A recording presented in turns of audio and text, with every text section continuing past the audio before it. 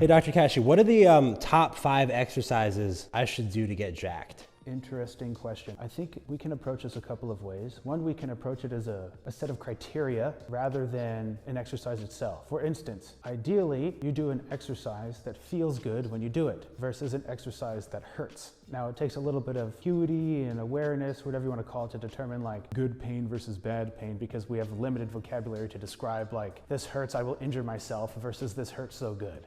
So I will leave it up to you to decide your own experiences there with like this hurts in a way that will injure me, or this hurts in a way that like I understand I exert myself, versus laying on the couch. So one, does the exercise feel good to do? That leads into, can you continuously add effort and strain to that movement safely? So some movements you can do comfortably, and as soon as you start to make them more difficult, either by adding weight or changing the angle, they start to add risk. I would say something like a bicep curl has that sort of issue where a bicep curl feels good, and then as soon as you start to add a lot of weight to it, then the risk to reward starts to get a little bit too high, where you risk injury, because the nature of the movement distributes the load around your joint such that you raise the risk of either tearing a muscle or connective tissue or whatever. So I would say from a criteria standpoint, one, does it hurt to do the exercise? Then avoid it, or find someone to teach you how to do it properly. Two, can you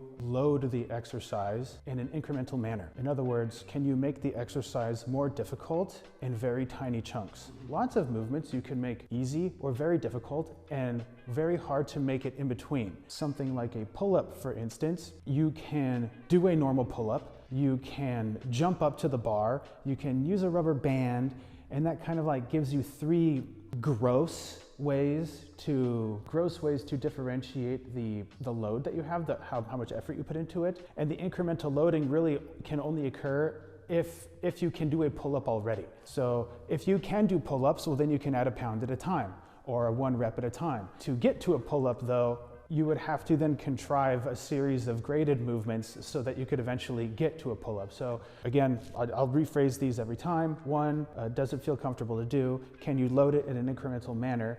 And does it work the part of the body that you want to develop? If an exercise that trains a specific muscle group will develop that muscle group. And the general lore in the bodybuilding or weightlifting and fitness community would suggest that like bigger, they call them compound movements, basically exercises that work a ton of your muscle groups at once give you the biggest bang for buck. And I actually object to that. I think if you want bigger quads, you work your quads. If you want bigger biceps, you work your biceps. And if you want bigger chest, you work your chest. Now, lots of exercises might work your chest, triceps, and delts at the same time. And in principle, I can see why a person would get a bigger bang for buck, but you also have much more fatigue per unit input. In this situation, for instance, doing isolation movements, you might actually put yourself in a position to do more work on the muscle before you fatigue, versus a bench press. So a bench press works your chest, triceps, and delts. It works other stuff too, but bear with me here. And if you load up on the bench press, then you will distribute the load throughout those muscle groups, assuming you do the move properly. You can also do chest flies, which has a bias. You can do triceps extensions, which has a bias. You can do lateral raises, which has a bias. And by and large, you can stimulate the muscles individually to a greater degree, and using less weight while doing it, which in my opinion makes the exercise safer. So this also rolls back to the economy of the movement, because you can look at training economy in a few different ways. You can look at it as like, well, the fewer movements I do, the bigger, most bang for buck I get. Or you can also look at economy as I can do so much more work before I fatigue. And from a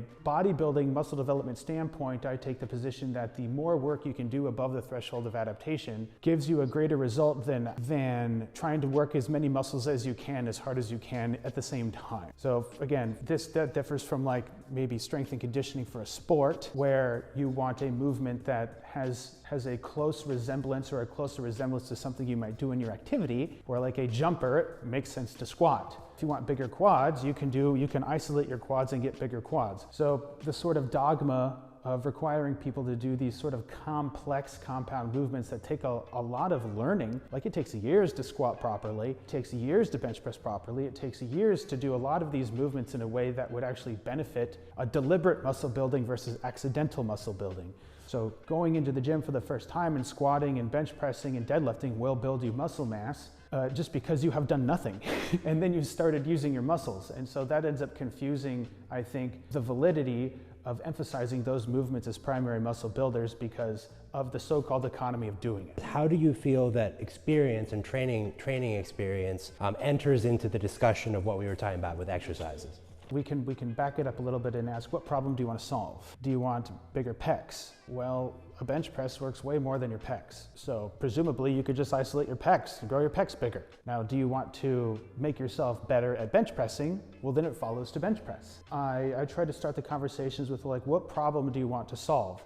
If someone walks up to a rather dogmatic trainer and says, well, I want to get bigger biceps, let's say, well, you want to focus on all these movements to have a well-rounded physique, and yet, but like I sit at a desk and type all day, I just want bigger biceps. Like, why do you want me to do all this other stupid stuff? So looking at it from both sides of the same coin, now, if a football player has a very discrete performance standards and has to do movements that benefit him playing or her playing football, then you want to have the solution match the problem. And so I care more that, again, from seeking advice from a trainer or anybody else, like, do they want to solve your problem or do they want to solve their problem for you and have them feel better about themselves? In any case, the top 10 exercises to get jacked, or whatever the original question amounted to, I like the idea of like, what criteria does a muscle building exercise have? And then you can choose what muscle you want to build and then choose an exercise that matches those criteria. And in principle, you can have whatever exercise you want get you jacked, so long as it fits within those constraints of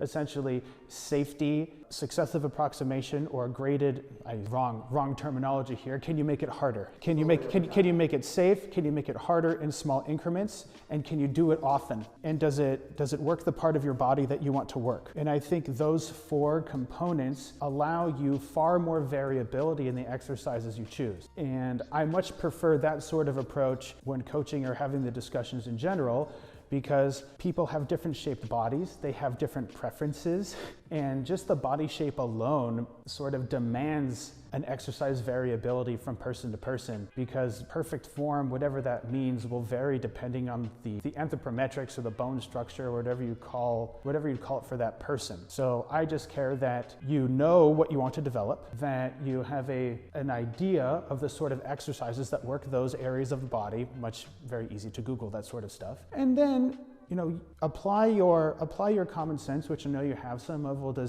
can I do this safely? Can I make it more difficult? Can I do it often? What 4th one did I have? I already forgot. Can you do it safely? Can you load it? Can you do it often, as in multiple times per week? Train what you want to train. There. Because I actually started without making it number 0. So that gives you enough constraints to pick and choose the sort of movements that really you want to do that feel best, and that you can load them, forever in principle. Now, the draw of the compound movements comes from, at least from this set of criteria, that assuming you do know how to do it properly, you can load them for decades. You can load those movements for decades. But, being a big but, from a muscle building standpoint, especially from I'll just call them a natural trainee, the royal you will end up maxing out how much muscle you will build within a 5-year period. And after that, it comes too small for it to matter.